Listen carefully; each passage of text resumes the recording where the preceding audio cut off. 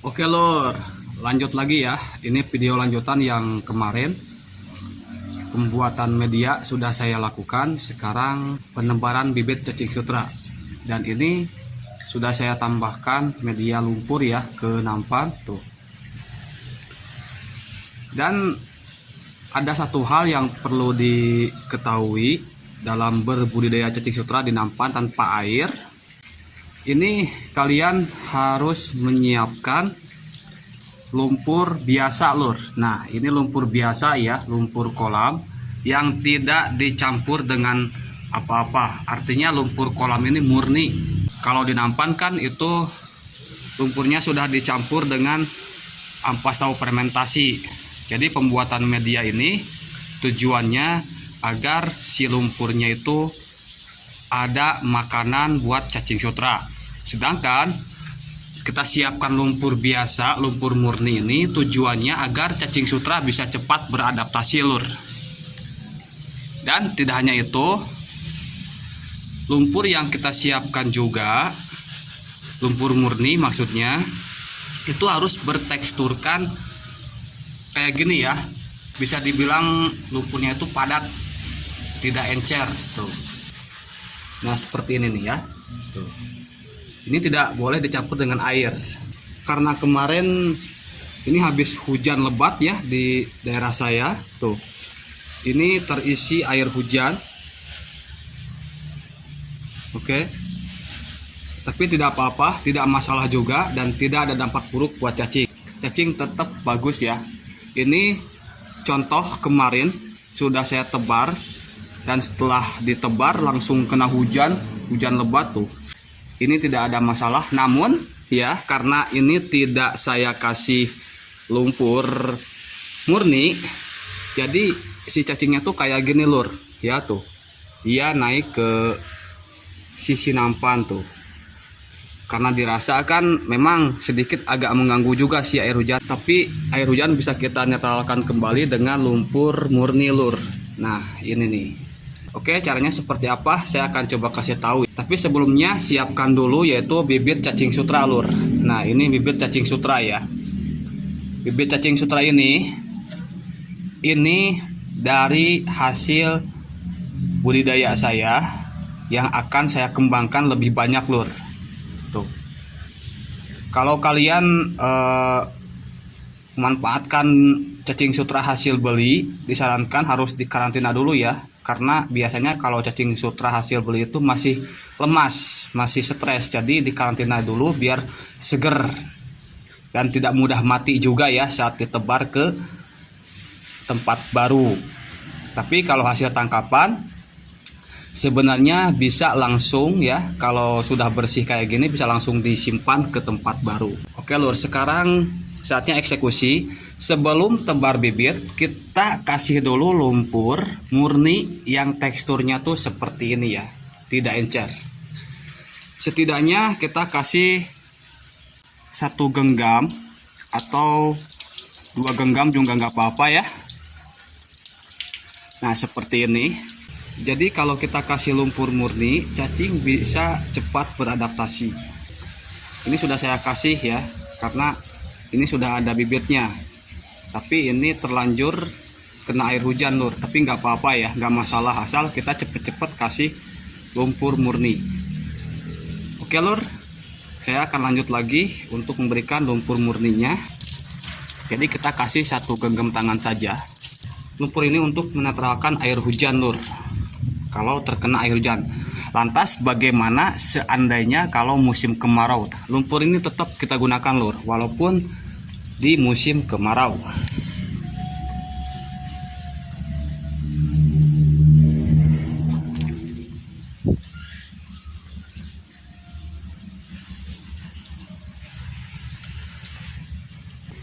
Lumpur murni ini nggak perlu kita ratakan lor, nanti akan diratakan sama cacing sutra sendiri ya. Tahu-tahu udah rata lah, karena itulah hebatnya cacing sutra lor.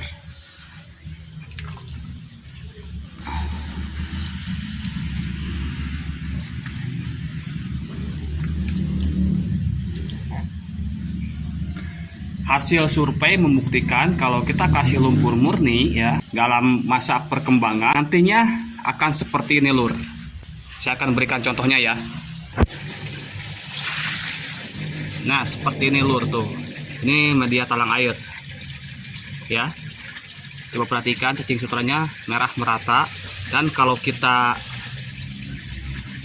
cek cacingnya tuh ini tebal lur ya tuh.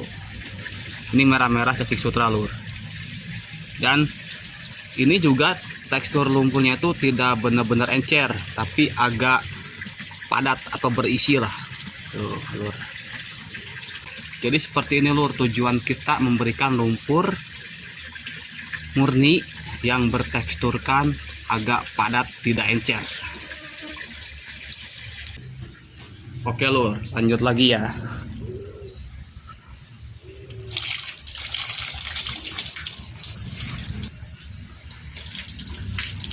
Dan ini memang teknik budidaya cacing sutra di nampan tanpa air seperti ini lur.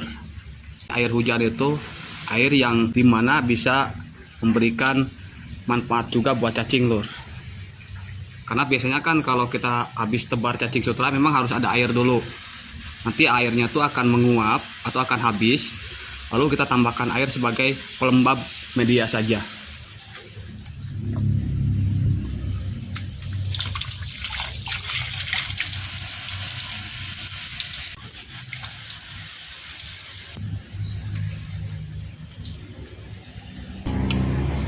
Oke lur, ini sebagai contoh saja ya. Nah, sekarang kalau sudah kalian ngasih lumpur murni, tinggal langsung tebar bibit cacing sutranya lur. Oke, ini bibitnya.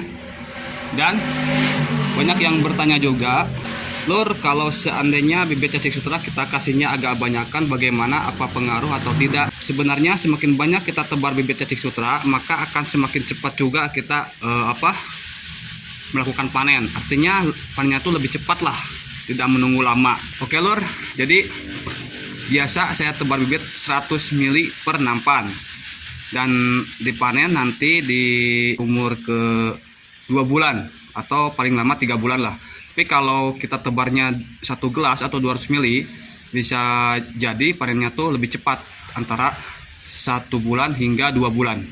Oke lur, saya coba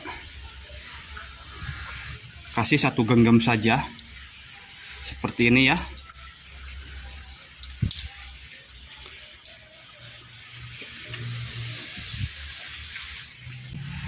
Memang di saya kebetulan bibitnya lagi sedikit, lagi diperbanyak lagi, belum banyak bibitnya, jadi saya standaran aja kasih bibitnya lur.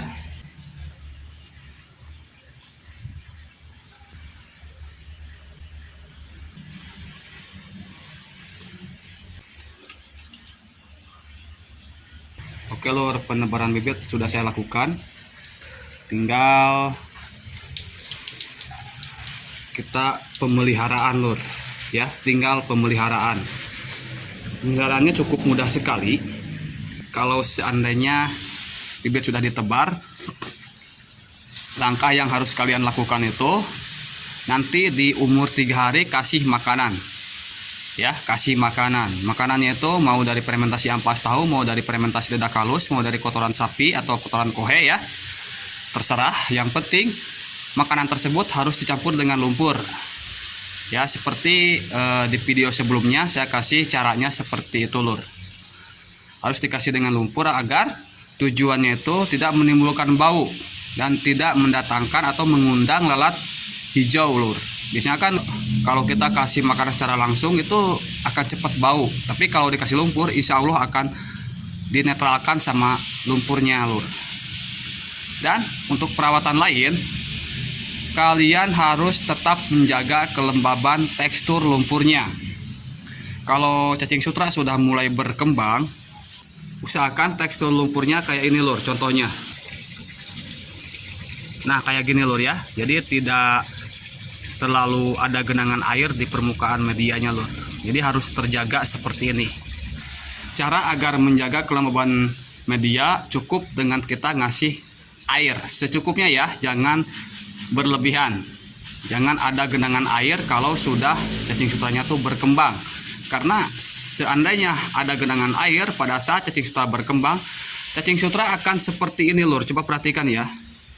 Akan seperti ini pokoknya. Nah, akan seperti ini ya. Dia akan naik ke sisi nampan.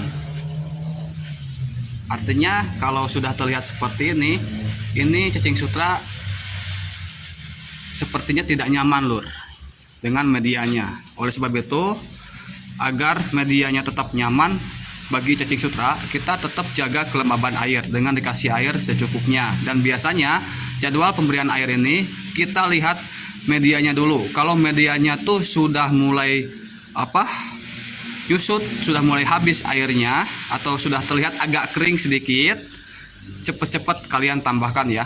Dan jadwalnya tuh biasanya tuh kalau di musim kemarau ya 2-3 hari sekali. Tapi kalau musim hujan nggak perlu lur. Kita tinggal lihat saja kondisinya. Kalau ada genangan air seperti ini harus dibuang ya. Tapi kalau untuk awal nggak apa-apa, agar cacing bisa cepat adaptasi dan bisa cepat juga masuk ke lumpur kalau seperti ini. Oke lur, itu saja informasi ya, pembahasan seputar budidaya pakan ikan alami yaitu cacing sutra di nampan tanpa air. Semoga video ini bisa memberikan edukasi, inspirasi, dan juga memberikan manfaat. Pokoknya tetap semangat buat kalian semua. Salam satu media, salam merah menggoda. Wassalamualaikum warahmatullahi wabarakatuh. Pokoknya semakin mantap.